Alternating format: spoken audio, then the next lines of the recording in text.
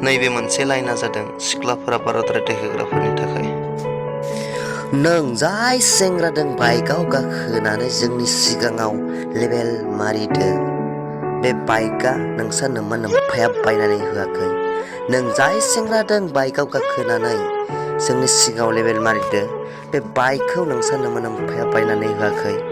माथो नोंसा नोम्फाया थेला खनसे बोआब्लानो ओंखाम बोथिसे मोनजायानो, आरो बेनोसो जोंनि सिगाङाव लेबेल मारिदो।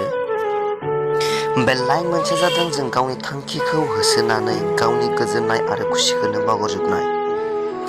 गोमानानै दं गोजोननाय आंनि थांखिखौ नागिरनानै, खुसि आरो रंजानायथ' गैखाया।